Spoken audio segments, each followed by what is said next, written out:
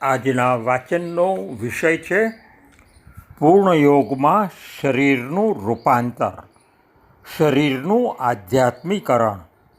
શ્રી અરવિંદે નિર્દેશેલ અને શ્રી માતાજીએ હાથ ધરેલ શરીરના રૂપાંતરની જટિલ પ્રક્રિયા અંગે શ્રી માતાજીના એજન્ડામાં તેમના દ્વારા જે હકીકતો આપવામાં આવી છે તેનું વર્ણન તો અનેક પાના માગી લે, પણ તે અત્રે સારાંશ રૂપે ઓરોવિલ દ્વારા પ્રકાશિત મધર્સ યોગ પુસ્તકમાંથી શ્રી માનસીભાઈ ચાવડાએ આપેલ રૂપરેખામાંથી આપની સમક્ષ સાદર કરું છું. પહેલાં લોકો પોતાના પ્રાણમાં અને મનમાં જ માત્ર આધ્યાત્મિક બનવાની માગણી કરતા હતા. આધ્યાત્મનો સમગ્ર ઇતિહાસ આવા વિચારોથી જ વધુ ભરાયેલો છે. શરીરનું રૂપાંતર શક્ય નથી એ ગેરસમજ કાયમ પ્રવર્તી હતી.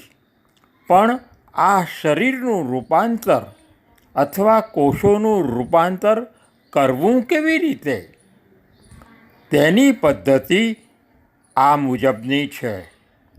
1. પ્રથમ કોષોને સભાન ચેતનાથી જાગૃત કરવા અને સક્રિય સ્વરૂપે ભરી દેવા. તેથી કોષો સભાન રીતે જીવવા લાગે છે અને અભિપ્સા પણ સેવતા થાય છે. આ ચેતના પ્રાણ અને મનની ચેતનાથી અલગ નથી, પણ સ્વતંત્ર જરૂર છે. એક જ ચેતના આ ત્રણેય મારફત, એટલે કે પ્રાણ, મન અને શરીર એમ ત્રણ સ્વરૂપે પ્રગટ થાય છે. આ સ્વતંત્ર રીતની શરીરની અને કોષોની જ ચેતના છે. આ શરીર અન્ય શરીરોની જેવું જ જડ, અજ્ઞાનગ્રસ્ત અને અભાન છે. 2. રૂપાંતરની પ્રક્રિયા માંદગીના ઓઠા હેઠળ ત્યારે શરૂઆત થઈ જ્યારે તેમણે મને ગંભીર માંદગીમાં પટકાઈ ગયાની જાહેરાત કરી. મારી બધી શારીરિક ટેવો અને શારીરિક શક્તિ બધું જ મારામાંથી ચાલ્યું ગયેલું. એ વખતે મારી અહર્નિશ પ્રકાશને ધારણ કરી રાખવાની ટેવને કારણે કોષો જાગૃત થવા માંડ્યા. તેઓમાં નવા જ પ્રકારની ગ્રહણ ક્ષમતા વિકસવા માંડી અને તેઓ તે પ્રકાશ દ્વારા સીધા દિવ્ય પ્રભાવ નીચે આવવા લાગ્યા. જ્યારે પશુમાંથી માનવ ઉત્ક્રાંત થયેલો ત્યારે પણ આવી નવી જ ચેતના તે પશુમાં આવીને સ્થિર થવા માંડી હતી. તે વખતે તે મનોમય ચેતના હતી અને હવે માનવમાં જે નવી ચેતના આવીને મારી દ્વારા સ્થિર થવા પ્રયત્ન કરી રહી છે તેને શ્રી અરવિંદ અતિમનસ ચેતના અથવા વિજ્ઞાનમય ચેતના કહે છે. તે બીજ સ્વરૂપે તો શરીરની ચેતનામાં ઊંડે રહેલી જ છે અને તે જ ધીમે ધીમે હવે શરીરની ચેતનામાં પ્રગટ થવા લાગી છે. એક વખત પ્રાણમય ચેતના અને મનોમય ચેતનાનું શરીરની ચેતના ઉપરની જોરજુલમી અને શાસન બંધ થઈ જાય અને તેની સાથે અહંકાર પણ વિદાય લેવા માંડે ત્યારે આ અતિમનસ ચેતના પ્રગટ થવા લાગે છે. તે વખતે બધી જ વસ્તુઓ અને વ્યક્તિઓ પ્રત્યેનો આત્મીય ભાવ અને તાદાત્મ્ય ભાવ, જેને શ્રી માતાજી દિવ્ય પ્રેમ કહે છે, તેની પ્રાથમિક ઝલક દેખાવા માંડે છે. તે તાદાત્મ્ય ભાવ તો પરમોચ્ચ ચેતનાની પોતાની અખંડિત એકરૂપતામાંથી નીચે શરીરમાં વહી આવેલો હોય છે. 3. તે અવતરણને લીધે શારીરિક મન પોતે ધીમે ધીમે સભાન બનવા લાગ્યું અને વધારે સંગઠિત બનવા લાગ્યું.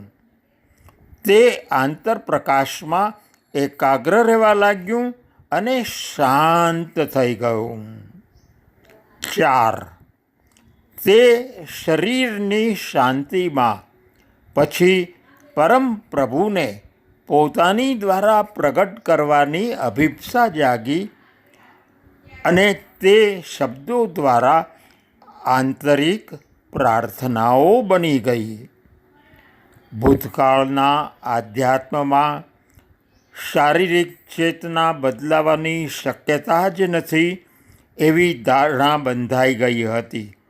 તેથી મન પ્રાણનું આધ્યાત્મીકરણ કરીને શરીરને યથાવત રાખી દુર્લક્ષિત કરવામાં આવતું. પરંતુ શ્રી અરવિંદે આવીને આપણને જણાવ્યું કે શરીર પણ આધ્યાત્મિક બની શકે છે અને તે પરમ પ્રભુના આવિર્ભાવમાં મજબૂત રૂપાંતરિત પાયો બની શકે છે. પણ આ ઉપર થતી પ્રક્રિયા તો હજી શરૂઆત માત્ર છે. શરીરના પણ 2 પડ હોય છે, સૂક્ષ્મ પાર્થિવ અને સ્થૂળ પાર્થિવ, સ્થૂળ ભૌતિક, જેને આંતર અને બાહ્ય શરીર કહેવાય છે. આંતર શરીરનું રૂપાંતર થોડું ઘણું પણ થયા વગર બાહ્ય શરીરના રૂપાંતરની શરૂઆત જ થતી નથી. તેથી પ્રથમ આંતરિક રૂપાંતર કર્યા બાદ જ તેના પરિણામ રૂપે બાહ્ય રૂપાંતર થાય છે. 5. વૈશ્વિક શારીરિક ચેતના સર્વવ્યાપી છે અને અખંડ છે. પછી ભલે તે જુદા જુદા શરીરો મારફત જુદી જુદી રીતે પ્રગટ થતી હોય. તેથી પોતાની મેળે આશ્ચર્યજનક ઘટનાઓ વૈશ્વિક સ્તરે બની રહી છે.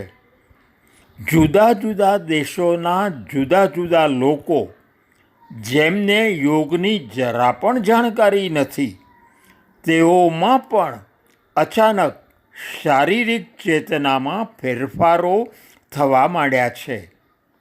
જો તેઓ ગભરાઈ જાય તો તે રૂપાંતરની પ્રક્રિયા ત્યાં જ અટકી પડે છે. જો સમજી વિચારીને વિકસાવે તો આગળ વધે છે. આપણે સૌએ પણ આ બાબત ધ્યાનમાં રાખવાની છે. 6. કોષોમાં તે અતિમનસ ચેતનાને ધારણ કરવાની ક્ષમતા અને પ્રગટાવવાની ક્ષમતા અભ્યાસથી જ વિકસાવવી પડે છે. પ્રાણ અને મનના વિકાસ દરમિયાન ચેતનાનું ઉર્ધ્વારોહણ કરીને દિવ્ય ચેતનાના સંપર્કમાં આવી આ રૂપાંતર કરવું પડે છે. પણ આ શારીરિક ચેતનાના રૂપાંતરમાં રૂપાંતરિત પ્રાણ અને મન દ્વારા અતિમનસ ચેતના નીચે અવતરણ પામી શરીર ઉપર કાર્ય કરવા માંડે છે. તેથી આમાં ઉર્ધ્વારોહણને બદલે અતિમનસના અવતરણની ઘટના બને છે. અતિમનસ એ પરમોચ્ચ ચેતનાનું સર્જનાત્મક શક્તિ ધરાવતું સક્રિય પાસું છે. તેની ઉપરની આનંદમય ચેતના એ અસ્તિત્વના દિવ્યાનંદને ધારણ કરી રાખનારું પણ સર્જન ન કરનારું સક્રિય પાસું છે. બંનેને એટલે કે અતિમનસ્ચેતના અને આનંદમય ચેતનાને ઉચ્ચતમ ચેતના કહેવાય છે. આ ઉચ્ચતમ ચેતના જ્યારે શરીરમાં સ્થાયી થઈ પોતાને પ્રગટ કરશે ત્યારે તેને અતિમનસની અભિવ્યક્તિ રૂપ સાકાર અતિમનસ ચેતના કહેવામાં આવશે. આ પ્રક્રિયાના અનેક તબક્કા હશે અને દરેક તબક્કો એક નવી મધ્યાવસ્થાની એટલે કે ઇન્ટરમિડિયરી યોનિ તરીકે પ્રગટ થશે. પ્રાણીઓમાંથી આ રીતે તબક્કાવાર માનવ યોનિ સર્જાઈ તેની નોંધ લેનારું કોઈ નહોતું, પણ હવે માનવમાંથી અતિમાનવના વિકાસ તબક્કાની નોંધ લેવામાં આવશે. ઉત્ક્રાંતિના આ તબક્કાની આ વિશેષતા છે. શ્રી માતાજી.